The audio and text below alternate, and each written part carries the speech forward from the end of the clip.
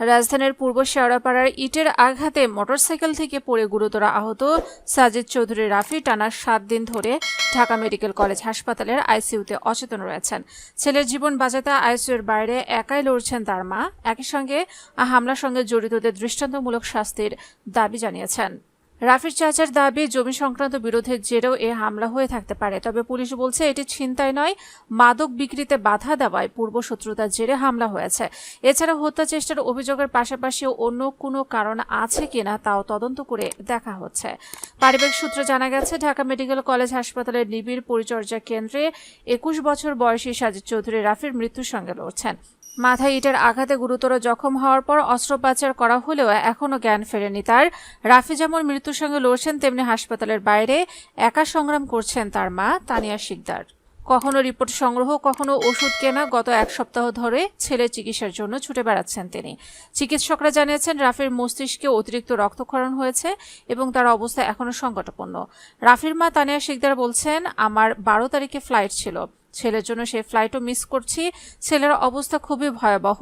আইনশৃঙ্খলা বাহিনীর কাছে আমার অনুরোধ, যারা এই ঘটনা ঘটিয়েছে তাদের খুঁজে বের করা হোক। পাশাপাশি ছেলের চিকিৎসা চালিয়ে যেতে সবার কাছে আর্থিক সহযোগিতা চাই। অভিযোগ অনুযায়ী গত 9 জুন রাতে 1:15টার দিকে পূর্ব শেওড়াপাড়ার দিয়ে মোটরসাইকেলে বাসায় ফিরছিলেন রাফি। আগে থেকে ওত পেতে থাকা একজন তাকে থামার সংকেত দেয়। তিনি না থামলে আরেকজন চলন্ত মোটরসাইকেলে ইটে ছুঁড়ে আঘাত করে। এতে রাফি রাস্তায় পড়ে যান। পরে তাকে একটি অটোরিকশায় তুলে নিয়ে যাওয়া হয়। ঘটনার একটি সিসিটিভি ফুটেজ সামাজিক যোগাযোগ মাধ্যমে ছড়িয়ে পড়ার পর অনেকে এটিকে মোটরসাইকেল ছিনতাইয়ের ঘটনা বলে মনে করছিলেন। পুলিশও প্রথমে সেই দিক বিবেচনায় নিয়ে তদন্ত শুরু করে, তবে তদন্ত পরে উঠে আসে ভিন্ন তথ্য। সিসিটিভি ফুটেজ বিশ্লেষণ করে পুলিশ জানতে পারে হামলাকারীরা রাফির পূর্ব পরিচিত। এরপর ময়মনসিংহ সীমান্ত এলাকা থেকে হামলার মূল অভিযুক্ত মোহাম্মদ পারভেজকে আটক করা হয়। একই ঘটনায় ফয়সাল ওরফে কালু এবং আনোয়ার হোসেন বাবুকেও আটক করা হয়। পুলিশের দাবি, এটি ছিনতাই নয়, বরং পূর্বশত্রুতার জেরেই হামলা চালানো হয়েছে। ডিএমপির মিরপুর বিভাগের উপকমিশনার মোহাম্মদ মোস্তাক সরকার বলেন, রাফি তাদের একটি কর্মকাণ্ডে বাধা দিয়েছিল। এ নিয়ে তর্ক বিতর্কের এক পর্যায়ে তারা তাকে দেখে নেওয়ার হুমকি দেয়। পরে পরিকল্পিতভাবে সুযোগের অপেক্ষায় থেকে নির্জন স্থানে হামলা চালায়। মূল কারণ পূর্বশত্রুতা। পারিবারিক সূত্রে জানা গেছে, বাবা মায়ের বিচ্ছেদের পর রাফি তার চাচার পরিবারে বড় হয়েছেন।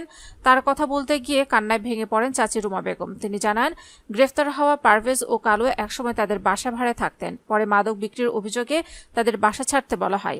রুমা বেগম বলেন, রাফি মাদকের বিষয়টি কোনোভাবে জেনেছিল। পরে পুলিশও এসেছিল, পুরো ঘর তল্লাশি করা হয়েছিল, কিন্তু কিছু পাওয়া যায়নি। ওই সময় থেকে তাদের মধ্যে ক্ষোভ ছিল।